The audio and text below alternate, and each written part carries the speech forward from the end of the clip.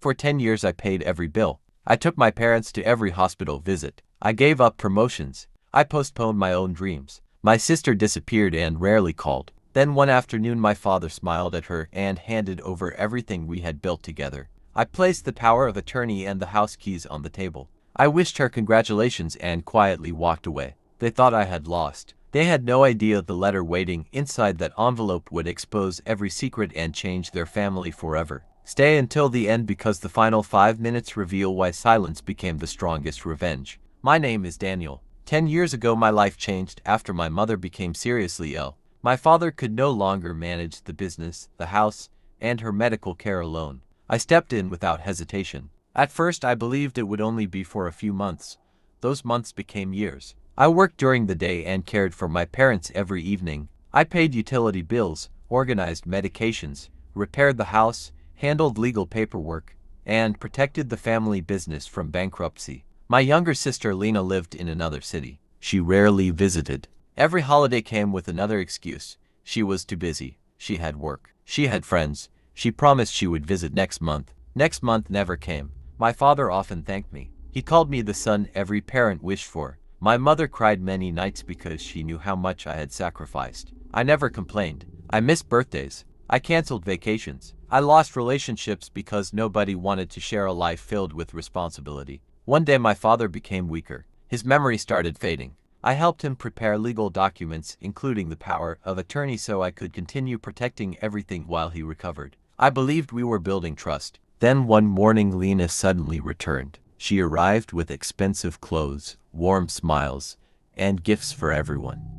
My parents looked happier than they had in months. Within days she became the center of attention. She cooked one dinner. She bought flowers. She posted family pictures online. Everyone praised her as the loving daughter. Nobody mentioned the 10 years before that. A week later my father called for a family meeting. He thanked me for everything I had done. Then he shocked me. He announced that every property, every investment, and every family asset would now belong to Lena because she deserved a fresh start. The room became silent. I looked at my mother hoping she would stop him. Instead she quietly nodded. She looked at me and said she deserves it. Those 4 words hurt more than everything else. I slowly removed the power of attorney from my folder. I placed it beside the house keys. I smiled and congratulated my sister. Nobody stopped me. Nobody asked how I felt. As I walked toward the door my sister laughed and thanked me for finally accepting reality. I simply wished them happiness. Before leaving I handed Lena a sealed envelope. I told her not to open it until after I left. She smiled confidently. She thought it was a goodbye letter.